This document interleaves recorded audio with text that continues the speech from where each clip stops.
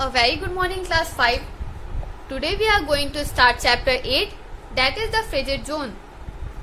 In this chapter you will learn about the climate, vegetation, wildlife and the life in the frigid zone. Let's begin. Chini and Angie are celebrating New Year's evening watching fireworks in the sky. चीनी और एंजी क्या कर रहे हैं कि वो new year का evening कैसे सेलिब्रेट कर रहे हैं, फायरवर्क्स देख करके। आसमान में जो आतिशबाजी हो रहा है, जो पटाखों को जलाया जा रहा है, उसको देख करके वो अपना न्यू ईयर इवनिंग सेलिब्रेट कर रहे हैं। ठीक है। एंजी बोलता है the sky is looking amazing today, yes it is beautiful night. तो ये बोलता है एंजी कि आज स्काई बहुत सुंदर लग रहा है। तो चीनी बोलती है हाँ ये आज बहुत सुंदर लग रहा है। Mister my social studies teacher told me that in some places near the northern poles one can see the wonderful night lights in the sky very often in the night. तो एंजी बोलता है कि उसके social studies के जो teacher हैं उन्होंने उसे बताया है कि नॉर्थ पोल में कुछ ऐसे जगह हैं जहां पर नाइट के टाइम में कुछ नेचुरल लाइट्स, वो सुंदर सुंदर natural lights, spectacular natural lights भी देख सकते हैं। तो चीनी बोलती है yes Angie it's called aurora borealis. उसको क्या बोलते हैं? Aurora borealis. Aurora borealis and aurora australis are spectacular display of green, red and purple light which shimmer in the sky. Aurora borealis और Aurora australis क्या है?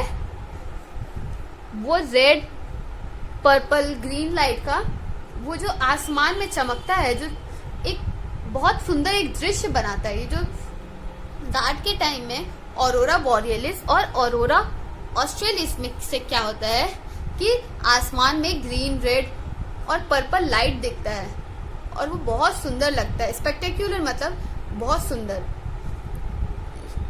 रात में वो सब कलर टिमटिमाते हैं, आसमान में चमकते हैं।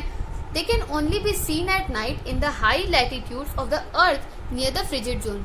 ये जो ऑरोरा बोरियलिस और ऑरोरा ऑस्ट्रेलिस है उसको हम बस रात के टाइम में ही देख सकते हैं। They can be seen only at night. उनको रात के टाइम में ही देख सकते हैं। और कहाँ? At the high latitudes of the earth. High latitude मतलब फ्रिजिड जोन में। लैटिट्यूड्स क्या था? Latitudes are the horizontal lines that are parallel to the equator. तो ये जो जैसे ये अर्थ है तो ये ऐसे लैटिट्यूड्स था। ठीक है। तो जो हाई लैटिट्यूड है मतलब ऊपर का जो लैटिट्यूड है, जो सबसे इक्वेटर से जो ज्यादा दूर है जो लैटिट्यूड, उनको हाई लैटिट्यूड्स बोलते हैं। और सिर्फ वहीं पे ये जो दोनों था ऑरोरा ऑस्ट्रेलिस और ऑरोरा बोरियलिस, ये सब देख सकते हैं। The aurora australis can be seen near the Antarctic circle while the aurora borealis can be seen near the arctic circle. Aurora australis को कहाँ देख सकते हैं हम लोग? एंटार्क्टिक सर्कल में देख सकेंगे।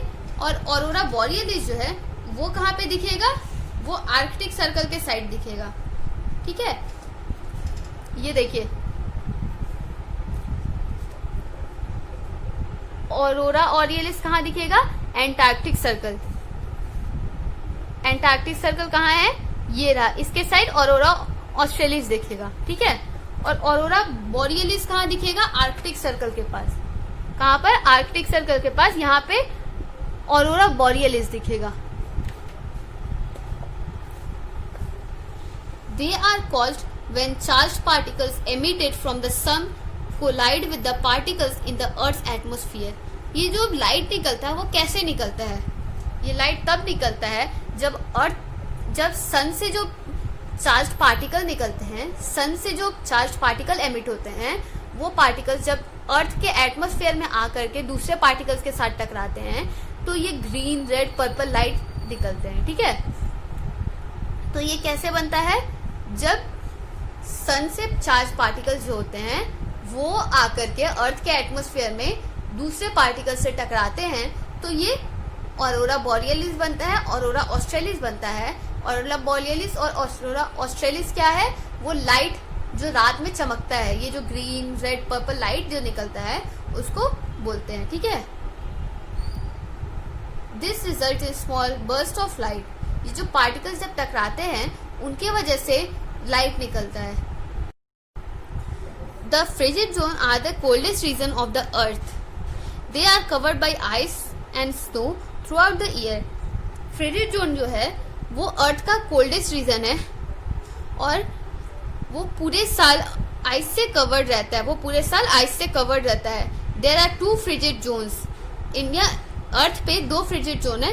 पहला the north frigid zone and the second one is the south frigid zone. पहला नॉर्थ फ्रिजिड जोन, दूसरा साउथ फ्रिजिड जोन।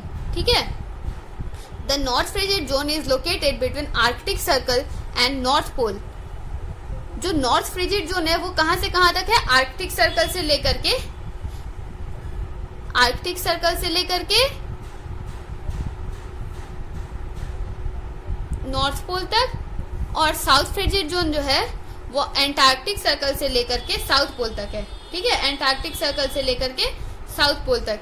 इसमें देखिए north frigid zone Arctic circle से लेकर के नॉर्थ पोल तक ये सारा एरिया, और साउथ पोल कहां से कहां तक है? South frigid zone Antarctic circle से लेकर के साउथ पोल तक का ये वाला area.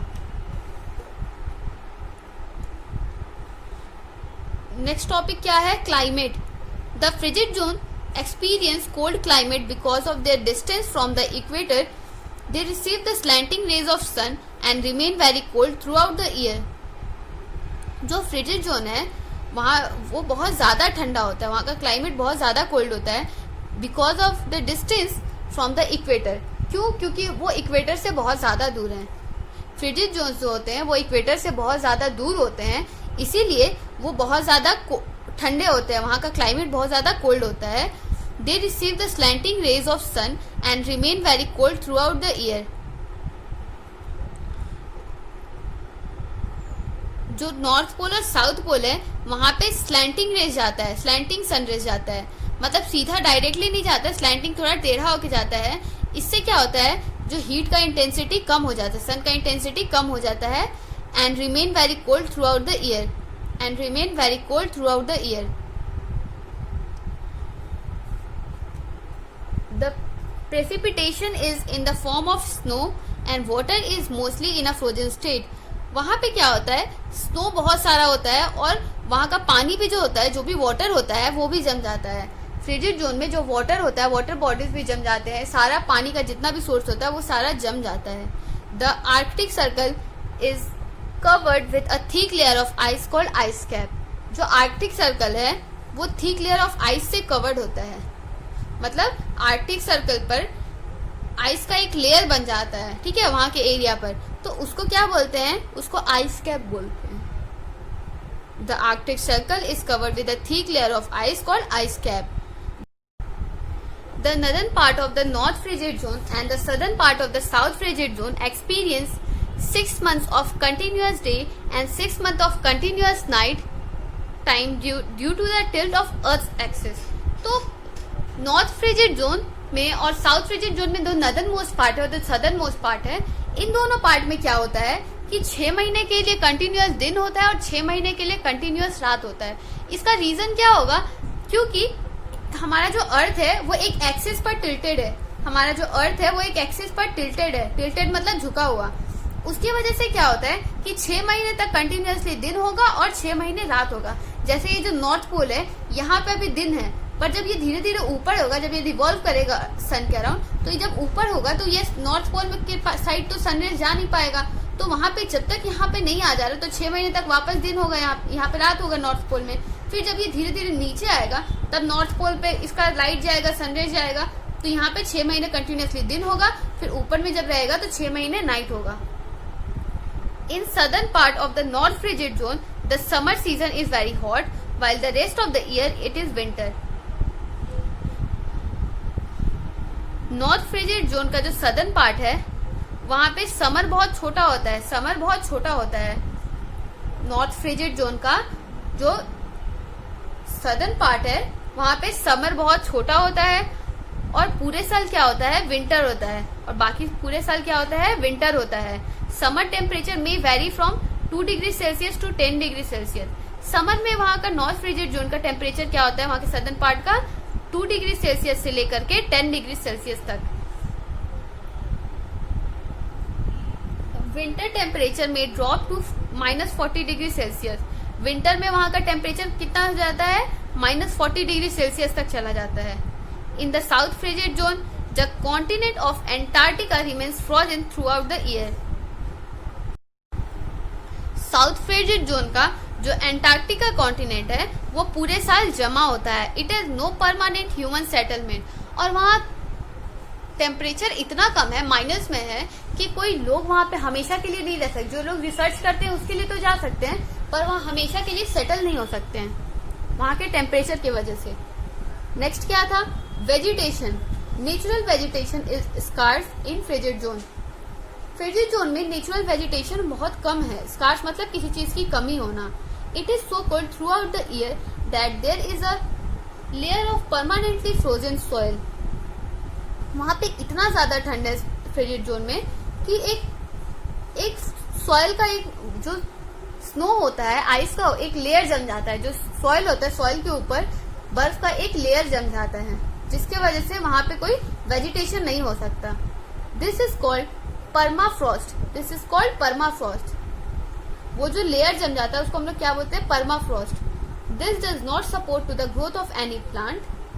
In areas where the snow melts in summer, mosses, lichen and shrubs grow. जब सॉइल पे बर्फ का एक लेयर जम जाता है तो वहां से प्लांट ग्रो नहीं कर सकता, प्लांट तो नहीं उगेगा वहां पे। पर समर में क्या होता है, जब बर्फ पिघलता है, जब स्नो मेल्ट करता है, तो वहां पे कुछ कुछ छोटे छोटे पेड़ निकलते हैं, जैसे मॉसेस, लाइकेन और श्रब्स, ये सब निकलते हैं। Trees however do not grow in this region. इस रीजन में पेड़ नहीं निकलते हैं। जो फ्रिजिड जोन का एरिया है वहां पे पेड़ नहीं निकलते हैं। The dwarf willow, one of the smallest woody plants, has adapted to the cold conditions. पर एक क्या है, ड्राफ्ट विलो, वो खुद को ये ड्राफ्ट विलो है क्या, ये एक छोटा सा प्लांट है जो खुद को वहां के कोल्ड क्लाइमेट के अकॉर्डिंग एडजस्ट कर लिया है, खुद को एडेप्ट कर लिया है। अब उसके अकॉर्डिंग वो खुद को जब एडेप्ट कर लिया तो वो वहां पे सर्वाइव कर सकता है। It is an important food for the big grazing animals that live there. वहां पे और कोई पेड़ तो है ही नहीं, बस यही सब है। ड्वार्फ विलो जो है वो वहाँ के जो ग्रेजिंग एनिमल्स हैं उनके लिए बहुत ज्यादा जरूरी है, क्योंकि वो वही खाते हैं वहाँ पे। In general the land is not suitable for farming. In a few areas vegetables are grown in summer. मिला के हम क्या बोल सकते हैं कि वहाँ का जो लैंड है वो फार्मिंग के लिए सुटेबल नहीं है, और वहाँ पे समर में क्या क्या उगा सकते हैं, हम वेजिटेबल्स उगा सकते हैं समर में। ठीक है, तो नेक्स्ट टॉपिक है वाइल्ड लाइफ, इसको हम कल पढ़ेंगे। तब तक के लिए बाय बाय।